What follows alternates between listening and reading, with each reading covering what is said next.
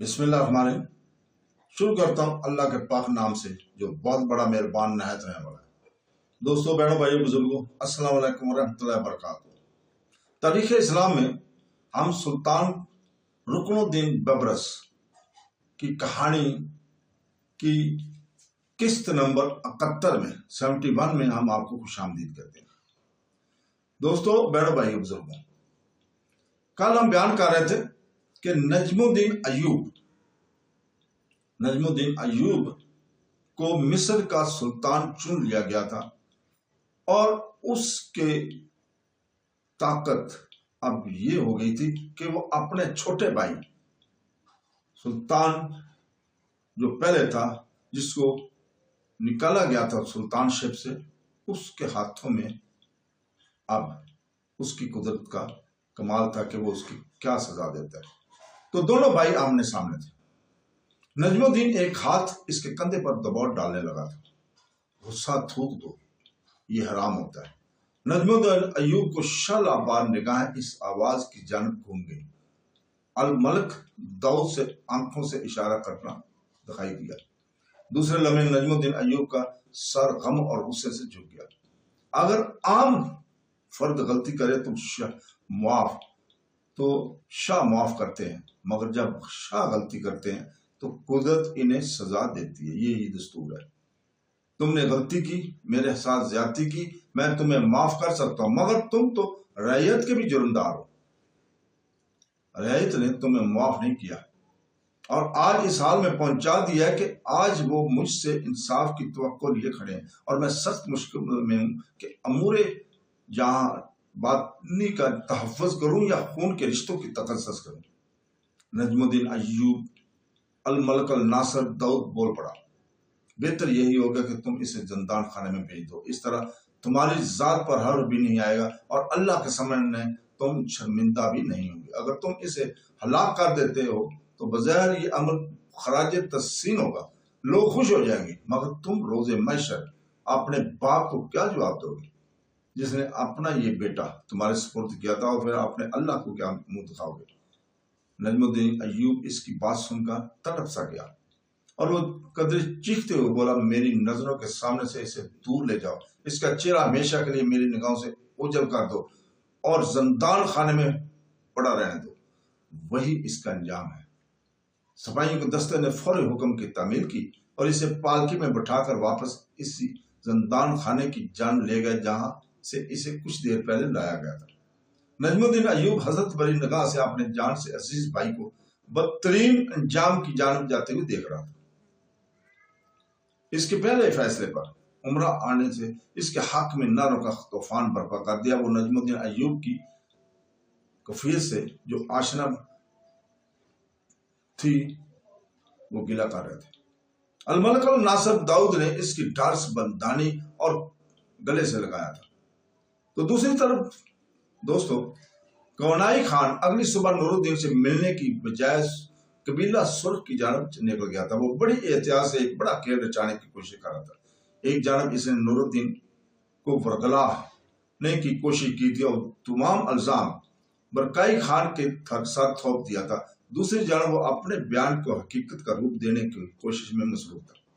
इसने एक अक्लमंद और होशमंद बाप होने का सबूत दिया था। इसकी जगह कोई और होता तो वो दरियाबार में होने वाली जिल्लत और रसवाई के बाद अपनी बेटी पर चढ़ाई कर देता। इसने गुल को कानों कान खबर भी ना होने दी थी कि वो इन की जगह मुतीउद्दीन ही इसका महबूब है, जिसने के लिए वो अज़काई कबीले में गई थी और अपने बाप से झूठ बोलने पर मजबूर हुई थी। मुमकिन था कि इसकी बेटी की पसंद कोई मंगोल होता तो वो हालात से समझौता कर लेता, मगर एक मुसलमान से रिश्ता जोड़ना इसकी फितरत के सरासर खिलाफ था। तमाम जिंदगी इसने चंगेज खान की क़यादत में मुसलमानों का खून बहाया था। अब वो इनके सामने कैसे झुक जा सकता, ये किसी भी सूरत मुमकिन ना था। इसने बरकाई खान के इज्जत अफसाई का बदला इसी के हथियार से लेने की ठान ली थी। वो नूरुद्दीन के हाथों बरकाई खान की जलील कराना चाहता था। इस तरह वो बातू खान की शाही अताब से भी बच सकता था, अपनी बेटी को भी मुतीउद्दीन से मुतनफर कर सकता था। جس سے صرف اس کی فکر لاحق تھی کہ اس کے منصوبے کی تکمیل سے قبل متی الدین واپس نہ لوٹ آئے۔ اسے یہ بھی یقین تھا کہ برقائی خان جیسا شخص کو اسے ڈھونڈنے میں ناکام رہا تھا تو واقعی متی الدین جلد واپس نہیں آ سکے گا، یا وہ کسی بڑی مصیبت میں مبتلا ہو چکا تھا، یا وہ منگولوں کی سرزمین میں بھٹک گیا۔ بھٹکتے ہوئے مسافر دیر سے گھر لوٹا کرتے ہیں، یہ ایک مشہور منگول کہاوت بھی تھی۔ وہ شام ہونے سے پہلے ہی قبیلہ سرخ میں پہنچ گیا تھا۔ سرخوں کی نئے سردار اور اس کے سرسر اس کا خیر مقدم کیا تھا۔ وہ لمحہ بھر کے لیے اس کی صورت دیکھ کر معتجب بھی ہوا تھا۔ اس نے اس سے خیریت طلب کی تو تونائی خان نے کچھ دیر آرام کرنے کے بعد بات کرنے کا اندیہ دیا، جس پر وہ چپ سا ہو گیا۔ جب رات کا آغاز ہوا تو کھانے کا دسترخوان لگایا گیا۔ دونوں گھر کے افراد سے الگ الگ بیٹھ کر کھانا کھایا۔ جب وہ دونوں کھانا کھا چکے تو منکانا نے اس کی اچانک آمد کی وجہ دریافت کی تو تونائی خان کافی دیر سے لفظوں کو ترتیب دینے کی کوشش کر رہا تھا۔ بات کا سلسلہ کہاں سے شروع کرے؟ اس نے بڑے غور تکیے سے ٹیک لگاتے ہوئے اسے مختصر لفظوں میں متی الدین کے بارے میں بتایا۔ اس کے بعد اس نے اپنی بیٹی کی وابستگی کا بھی ذکر کیا۔ سنکانا میں ایک مسلمان سے نواسی کا تعلق سن کر سناٹے میں آ گیا۔ جب یرکائی خان کے بھرے دربار کا سلوک تونائی خان نے بیان کیا تو وہ جن بھول کر رہ گیا۔ وہ برقائی خان کی بڑی عزت کرتا تھا، مگر اپنے خاندان پر وہ کسی کو عملے کی برداشت کرنے کی سخت نہیں رکھتا تھا۔ تونائی خان نے اسے اپنے پھینکے ہوئے تیر کے بارے میں بھی آگاہ کر دیا اور نور الدین کے ہاتھوں برقائی خان کو ذلیل کرانے کا بھی منصوبہ اس کے سامنے رکھ دیا۔ جب تونائی خان اپنی کہہ کر خاموش ہو گیا تو وہ بولا، تونائی خان، مجھے تمہارے ساتھ پوری ہمدردی ہے۔ تم مجھے ہمیشہ اپنے ساتھ ہی پاؤ گے۔ برقائی خان نے تمہاری بیٹی پر نہیں بلکہ میری نواسی پر انگلی اٹھائی ہے۔ اس کی انگلی کے جواب میں پورا ہاتھ توڑ دینا چاہتا ہوں۔ اس میں تو میرا ہی فائدہ ہے۔